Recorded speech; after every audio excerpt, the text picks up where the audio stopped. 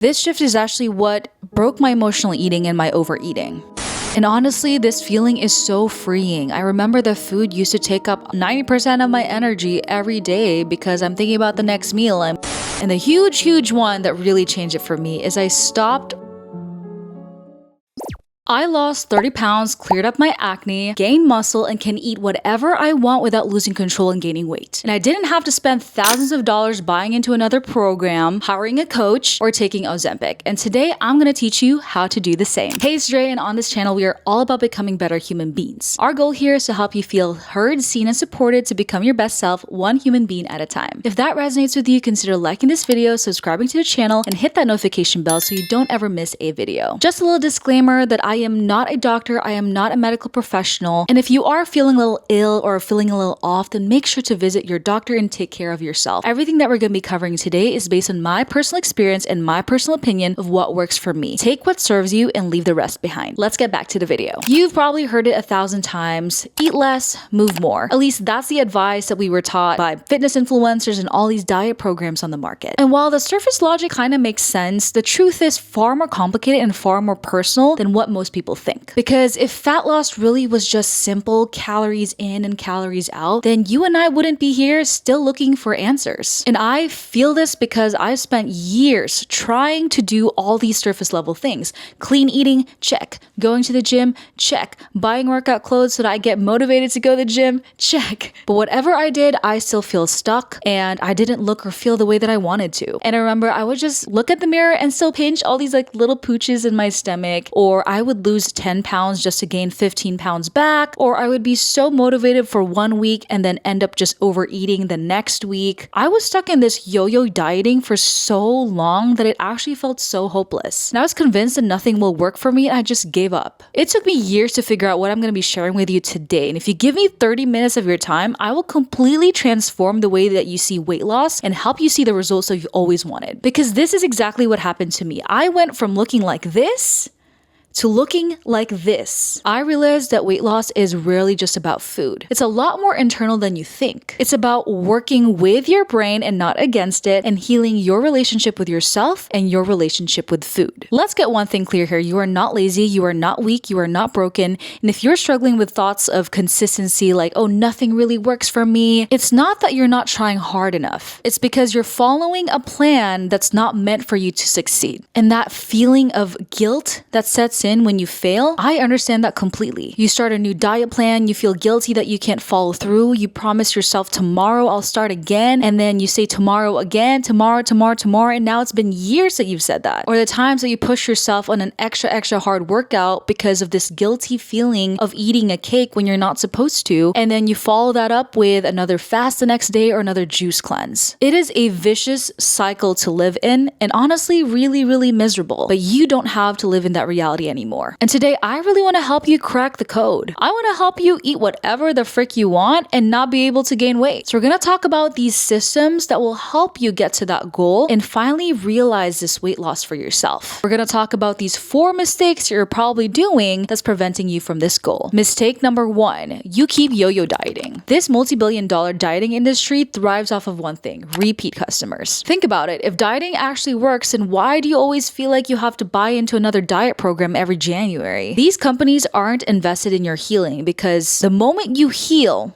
they stop profiting. Most diets are built on restriction, shame, guilt, scarcity, and an all or nothing mindset. These diet trends aren't meant to heal you, they're meant to hook you. They sell you on these fast-paced transformation of losing 30 pounds in 30 days if you take this magical pill, but they don't show you all of these consequences that come after taking it. Maybe this magical pill actually dysregulates your hormones, or maybe this magical pill actually wrecks your metabolism. You might have lost 10 pounds, but maybe 10 pounds of water, and then you end up just gaining 20 pounds next month. It's a cycle that's meant to keep you chasing after the next product, the next meal plan, and anything else that these companies want for you to buy. Because if you actually healed, you would stop buying. But what if the solution isn't spending thousands of dollars on this magical pill, on this magical program, on another coach that promises you that I will help you lose weight? What if the solution is already inside of you? And the best part, it's completely free. But nobody wants to tell you that in this consumeristic society because they can't profit off of that. Honestly, it's really effed up. You see, you have to understand that our bodies are not machines. We are emotional, we are adaptive, we have hormones. Our bodies are designed to keep you alive. And so if you continue to restrict by using these diets, then it's going to hold on to every single calorie because it doesn't know when your next meal will be. And once it establishes that food is scarce, that's when your hunger cues go all whack. That's when you feel this insatiable beast in your brain that you can't stop eating. So the best thing to do here is to eat normally and eat correctly so you don't trigger the survival brain. That's not weakness. There is nothing wrong with you. That is actually how your brain is supposed to react if you're not eating enough. So just know that going on these unrealistic diets of restricting the amount of calories that you're eating will trigger your survival brain. And at the same time, it's going to affect your self-trust because you're literally putting a plan in place where you're guaranteed to fail. And because of this, you have all these misconceptions now in your brain of how you can't be consistent,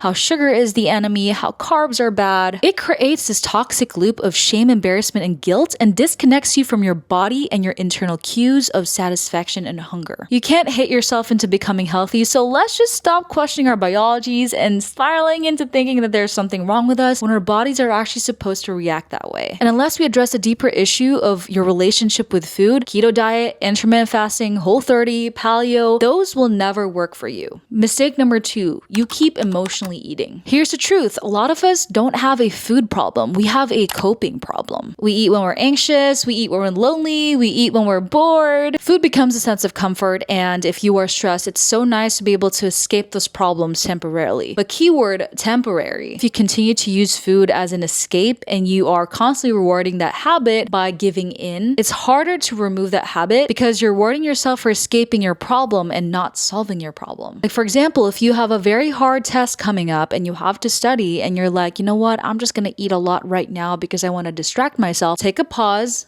logic it out, because the only way that you are rid of that stress is by solving the problem head on. If you overeat now, then guess what? Not only is the homework not done, but you're also guilty and you feel so full. So now it's a double whammy. So before we even reach for the food, I want you to ask these questions. Am I really hungry or am I just bored? Am I hungry or am I just delaying what I really need to do? Why am I using food as a way to cope? And there is nothing wrong with eating for comfort, but just make sure that you are not doing it out of hate and you're actually being in the present when you're doing that. Like I still love my comfort soups, like I love my comfort ramen, but if you decide to do that, sit with the food and be present and actually enjoy what you're eating, not just mindlessly shoving things down your throat. I really want you guys to dig deep on when your relationship with food really started. Maybe it started with what you were praised for. Maybe it's a way for you to cope with very unsettling or scary circumstances when you were growing up. Maybe food became a sense of comfort, of love, of security when you were growing up. Or even a way to earn love and approval from someone. Maybe you were an overweight kid that was constantly told you should finish your food all the time because there are starving kids somewhere. Or maybe you were praised for losing weight in a very unhealthy way, and now your relationship with food is a little iffy. And then before you know it, that praise becomes addictive, and now your entire focus is centered around food. Your sense of value, your sense of worth. But be careful, because when your sense of self or sense of worth is tied on the number on the scale, then you truly lose sight of what matters here. If you're someone who's obsessively checking your weight, then it's stealing more than just your peace here. It's literally narrowing your progress to a number that constantly changes. Your weight can fluctuate 5 to 7 pounds in just a day based on water retention, your hormones, and then if you have periods, then that's even worse. It's going to fluctuate. The number on the scale doesn't even show you any fat gain or fat loss. So checking it every day is literally setting yourself up for failure. And instead of focusing on the number, I focus on the habits that I had to build in order to get that result. Like, am I sleeping correctly? Am I working out enough? Am I drinking water enough? What else can I do to make sure I don't overeat something? And most importantly, am I enjoying the process of weight loss? Or am I just hard on myself for what? Like, if you're exercising and you hate running, then stop running. Try an exercise that you actually enjoy. Maybe it's pickleball with friends, maybe it's climbing, maybe it's dancing. Try something that actually brings you joy. That's how you're gonna stick to something way longer than just doing something that you actually hate. The key here is joy. And the key here is how can you make weight loss a byproduct instead of the focus? You focus on discipline, you focus on showing up at the gym every day or doing activities that you love and your friends love, then weight loss becomes a byproduct of taking care of yourself and not from punishment. And similarly, you fixating on the scale will also be what makes you fixate on food. And that's where diet culture really wants us trapped. It wants us trapped into this idea of an all or nothing mindset, that you're either eating clean or you're not. And it pushes you into all of these habits that you're not even used to. Like if you go from eating so much fast food and then suddenly you go into a paleo diet where you're literally cutting every single thing, your body is literally going to freak out because you're expecting to become an entirely different person than who you are right now. Progress is slow. Progress is daily actions every day. And we're going to talk about how you can actually hack your own subconscious so this comes naturally to you. But don't expect yourself to completely fast off of food if you're literally still obsessed on food. And food is actually not the enemy. And that's mistake number 2 here,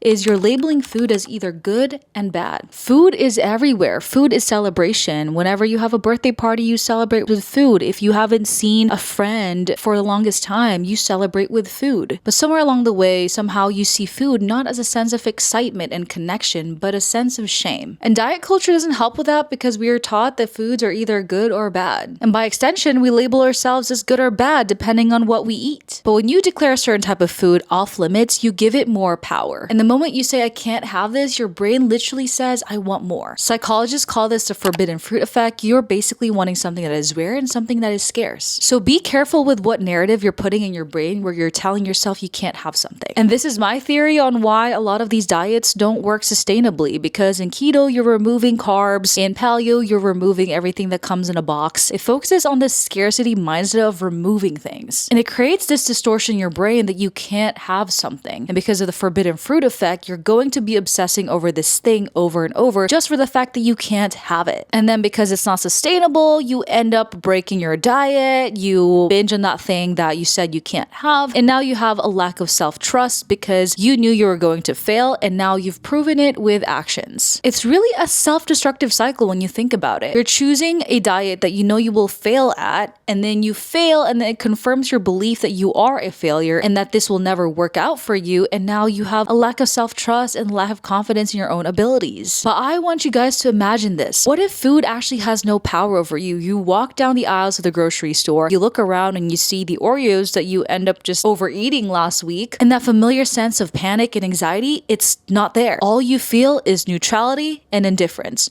Oh, that's just a bag of chips.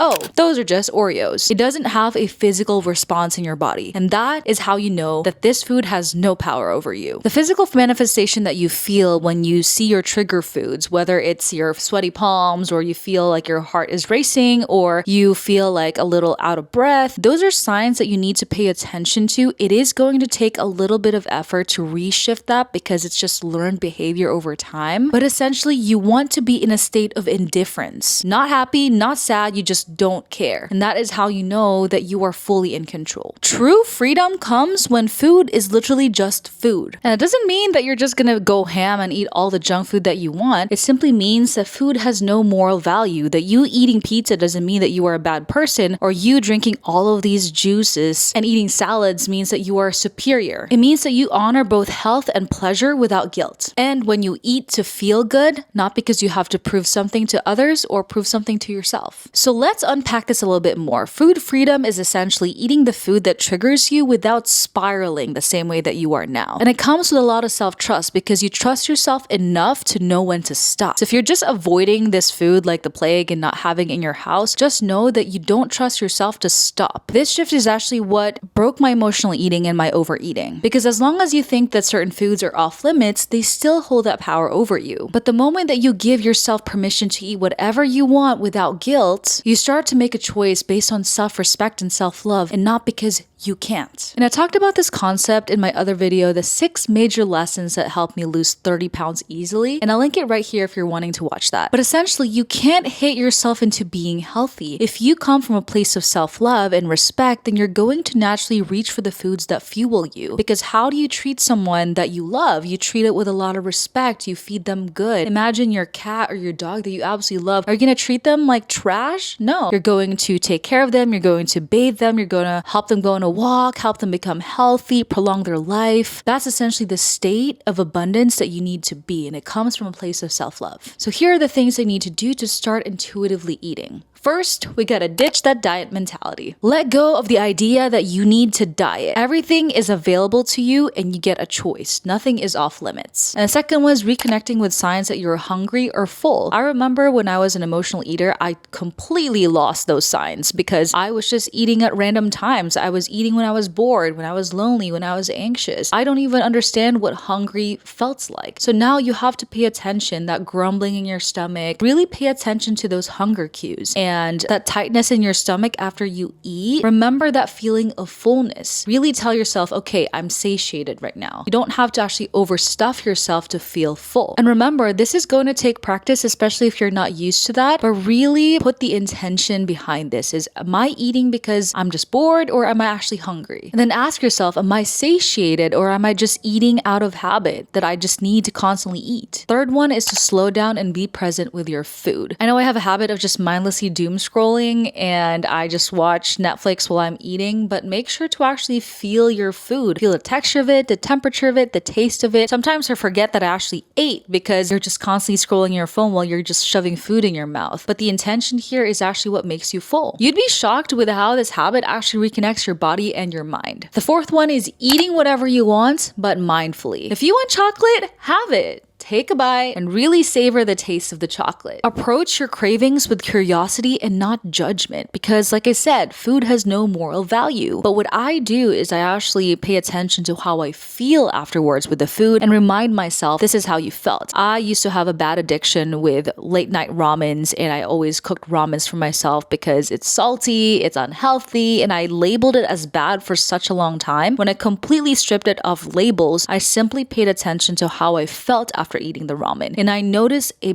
big difference. When I just eat my normal meal prep with chicken and rice and soup, it's so healthy, I feel less irritated. I actually feel satiated for long periods of time. I'm not as moody and I actually am 100% more productive. So that's essentially what I told myself is ramens are nice, but I feel kind of crappy tomorrow. So that's actually what made me not cook ramen as much because I simply focused on the feeling the food actually gave me. And that's exactly how you're going to be phrasing food too if you want to naturally just have an inclination for healthy foods. And the last thing here on my list is letting go of perfection. There's no such thing as a perfect eater, as a perfect diet. And we often think that progress is going to be, okay, you watch this video and immediately tomorrow you're going to be a perfect eater. But for me, my progress actually looked like this. I was overeating a lot and I was had a bad sugar addiction. And then suddenly I would actually consume less sugar. And then I would actually go back to eating a lot of sugar. But then over time, you're going to notice that it's actually more on a downtrend. One thing I really don't like about diets is it has a timeline. Oh, do this for the next 30 days and you're going to lose weight. It is a lifestyle change, you guys. And you'll start to notice that too, that you don't obsess with food as much because you've completely removed depriving yourself and restricting yourself of these foods are off limits. I didn't need cheat days anymore because I was just simply living. And that is true food freedom. And no, that doesn't mean that I completely gave up with my health goals and fitness goals. I still eat healthy 80% of the time. But the energy behind this has shifted. It's not fear-based anymore that I'm scared that I'm gonna be out of control if I have cookies in the house. I trust myself enough that I can have 1 and 2 and be satisfied because it's coming from a place of self-love. And honestly, this feeling is so freeing. I remember the food used to take up 90% of my energy every day because I'm thinking about the next meal. I'm thinking about the time that I want to stuff my face with cookies and I had no space for relationships to be productive or my business. Honestly, it was kind of torture to have that kind of mentality. But just know that you definitely can change, and I am living proof of that. Start small, really tune in to how your body is reacting to the food, and really pay attention with your relationship with food and how you actually cope with things. It's really just a lack of trust. If you understand that whatever problem comes your way and you have 100% confidence you can beat that, there's no need to actually escape your problems. It really boils down to that. And here is how you're going to do that. Because one of the biggest questions I get is, okay, so how do I actually shift my brain so I'm naturally going for the foods that fuel me? And this is how we transition to mistake number 3. You think more discipline, more willpower, and a perfect plan will help you lose weight. Willpower is actually not the answer. That burst of motivation that you feel today to stick to a perfect diet plan, it's not going to last. And trust me, I have restarted my diet the next week, the next month, the first of the month. I always came up with an excuse to restart my diet because I thought that I needed to feel that burst of motivation for me to succeed. But it's not. For you to be successful, you have to assume the identity of a healthy person. And what you can do if you're not trusting yourself to be that person, you can use a reference. Who is someone that you know that is healthy and active? What would their answer be? If you're tired, should I still go to the gym? What would they say? Yes. And motivation and willpower, you don't need more of that. So I want you guys to get that out of your head. What we really need to do is put a system in place that works with your brain and not against it. And this boils down to reprogramming your own subconscious. Your subconscious is literally the control center of how your body responds to stress, threats, hunger, safety, basically your entire life. Every time you're experiencing something and you're responding to that, just know that your brain is actually keeping tabs and saving it for the next time you see the same trigger. It pulls from a file of past experiences to understand how you're going to react. And I say control center because your subconscious actually takes up 90% of who you are and your conscious mind is only 10%. So that willpower and that motivation, that's only 10%. And that's why it's a lot harder for habits to stick because that's not what you're programmed to do yet. Let's actually break this down with a tangible example. Let's just say that you are a stress eater, right? You feel that feeling of stress because you have an exam tomorrow. What do? Well, I want to escape my stress right now. So you actually opt in to go to the cafeteria, you eat a lot, you basically overeat to calm down. Why was this your response? Well, because this is the saved experience that you have in your brain. When you came up with something stressful in the past, that's exactly how you reacted. You rewarded your brain with a rush of dopamine by stuffing your face with a lot of chocolate. So now it knows stress equals emotionally eat. If you want to change how you respond, you have to change what you reward. The good news is neuroplasticity, or changing your pathways, is actually possible. Neuroplasticity is the brain's ability to reorganize itself by forming new connections and weakening old ones. So if your response to stress is eating, then you can actually change that. And here's how you're going to do it. I talk about this pain and pleasure concept all the time. Humans are simple. They run away from pain and run towards pleasure. Since the conscious mind only takes up 10%, your willpower and motivation actually falls in that bucket. And that's why it's a lot harder to force yourself into things that are not even natural to you. And that's actually why most diets don't work, because you're telling yourself you're going to intermittent fasting for the next 20 days when that's not even what you programmed in your brain. It was being aware of the habits that were saved and which ones you want to rewrite. Like if you reward that pathway where you are stressed, you emotionally eat, it's going to take a lot of unlearning to do because this is what your brain thinks should happen. So every time you feel that urge to overeat, challenge it. You have to tell your brain that there is another path that it can consider when you're feeling the same stress. Instead of eating, you're going to do the thing and then you're going to eat. And you're pretty smart. You're going to pick up on a lot of things and your brain is going to start rewriting that pathway that when we see stress, we don't overeat. When we see stress, we have full confidence to solve this problem and we don't really need to overeat. Good habits actually compound it over time as long as you're aware of what you're rewarding. Like for example, if you give yourself a cookie before you start studying, you're basically rewarding yourself for escaping your problems. So what do? You do the thing first and then you reward yourself with a cookie. Find small ways to actually incentivize yourself and your brain and reward the things that you want to keep. And then be careful with the bad habits that you're actually rewarding. You want to reward action action taking, you want to reward self-trust, you want to reward healthy habits. Another example is using the gym as a punishment. If humans are simple, we run away from pain. You're creating a painful experience by punishing yourself for overeating, then you're not going to see gym as a long-term activity. So when I was working out, instead of thinking of how miserable I am, I think about pain as a way to determine that I am getting stronger. So every time I feel pain at the gym, I know that I'm working hard, that I know that I'm pushing past my limits. I'm really happy about that, and I'm getting stronger. And it is going to take a lot of mental energy right now to reprogram your own brain, because the 10% is going to be working at its max. The subconscious brain is saving every time that you're going against this old pathway, and over time it's just going to be brainless for you. And with that comes that mental clarity, because now you're not consumed with food. You actually have enough space in that 10% to focus on the things that will progress you in life, whether that's sustaining a relationship, focusing on your business, focusing on schoolwork, focusing on your friends. You want to free up that 10%. The next mistake is going to hit home. Mistake number 4 is you keep adding and not regulating. Here's another truth that mainstream fitness influencers will never tell you. You can eat the perfect macros, you can have the perfect diet, you can have the perfect exercise routine, but still not see the results. And it's probably not a physical problem anymore, it's probably your nervous system. Think about it. Have you ever noticed that you're working as hard as you can in the gym, you're eating correctly, but you're still not making progress with your weight? And then you notice that you're not really sleeping well, that you're feeling very anxious all the time. And then your immediate thought is, okay, how can I push harder? When your body is literally begging for the opposite, is how can we actually stay calm? We live in a culture that glorifies overworking, the hustle culture. And we're fed this idea of more workouts, more productivity, cleaner eating habits, fewer calories. But the truth is, most of us are living in a state of chronic fight or flight. And sure, maybe this state helps us hit deadlines and juggle a lot of responsibilities, but it's so bad for losing weight and balancing our hormones. Not to mention all of the illnesses that can actually develop over time if you're in a chronic state of stress. When your nervous system is dysregulated, all of the healthy habits you're trying to create, your nervous system can see as a threat. Even the healthy food that you're eating, even the workouts that you're trying to do. And in a response, your body holds on to the weight as survival mechanism. Your cortisol spikes up, you have lack of sleep, you have digestive issues now, and your body is focused on survival, not the weight loss. And again, we're trying to create a space where it's a positive change towards healthy habits. So we want to signify to your body that change is a safe space, that these healthy habits are not a threat. That's the only way that we're going to naturally have an inclination for healthy things. You just need to calm down. You have to mentally, physically, and energetically have a rest day. And when I started doing that, I started to actually see a lot more progress than when I was overworking. So here are a couple of things that I did. One, I stopped overworking myself at the gym because I was using it as a punishment. I would be working out for 2 to 3 hours a day. That's actually so long. Now I listen to my body. If I'm more tired today, then I do more of a short workout. And then if I'm feeling great, then I go along with that. But nothing more than an hour workout, because you want to make sure that you're not burning out quickly. And I used to do that, and I could not sustain that habit for longer than a week. So stick to at least a 45 to 60-minute workout a day. The second one is I prioritized sleeping better. I would take magnesium pills an hour before bed and making sure that I at least have 7 hours of sleep. You can't make good decisions off of bad sleep. The third one is paying attention to where your energy is actually going. And this includes cutting off toxic people from your life, because they could be the source of your stress. They could be the reason why you can't fully relax. Fourth is find a way to slow down. Journal, meditate in the morning. Tell yourself that this change is healthy for you, that you are safe, that your body doesn't need to freak out, because your body just wants to protect you. Do daily check-ins and make sure that you are intuitively eating when you are eating too. And the huge one that really changed it for me is I stopped earning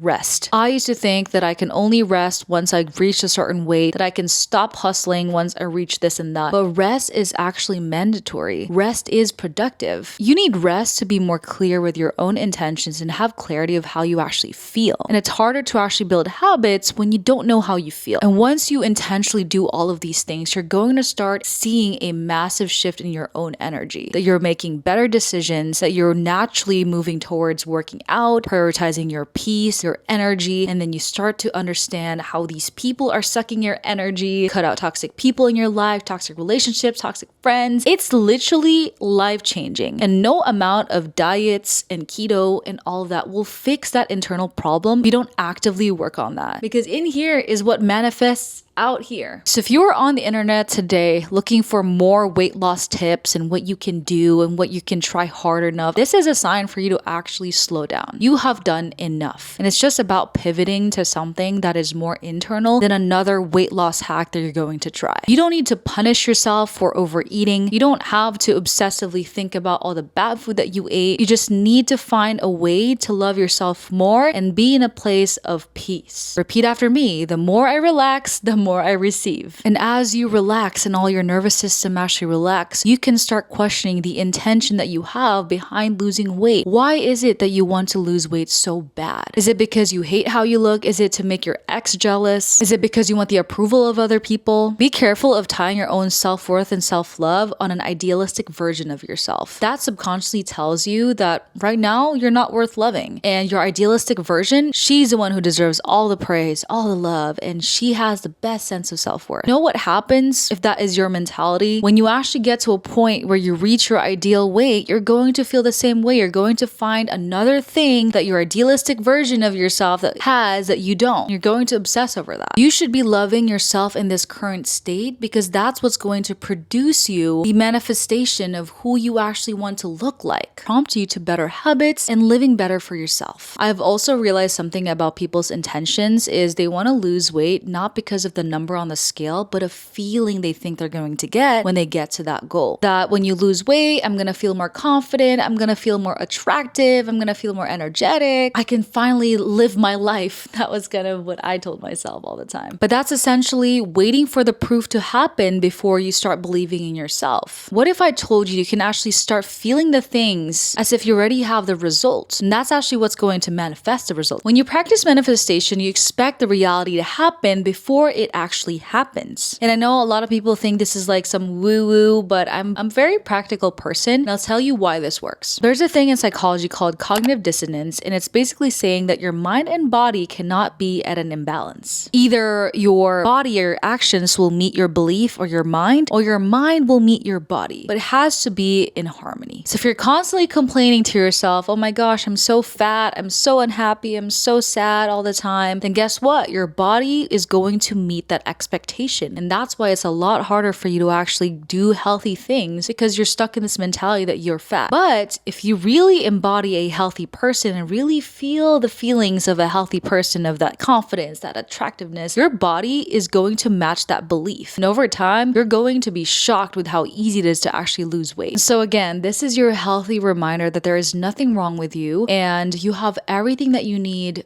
in here. Just know that true food freedom looks like indifference, that you don't feel happy or sad when you see something. It's just food. And I want you guys to get into that by really paying attention to the cues that you see. What's triggering you to eat? What does your relationship look like? Why do you even cope with food? And the only way that you can change your reaction is to figure out how you're rewarding yourself and what you're rewarding yourself with. At the end of the day, you and I have the capabilities to change who we are as people. And I 100% believe that you can find the healing that you deserve and finally see the results that you want. Thank you so much for watching this video. If this resonated with you, please don't forget to like this video, subscribe to the channel, and hit that notification bell so you don't ever miss a video. And I can't believe that we're actually attracting the most self-aware people on the internet. It's wild. All these comments are actually hitting a string in my heart. So don't forget to leave a comment and I will respond to it as fast as I can. Thank you again, and I'll see you guys in the next video. Bye!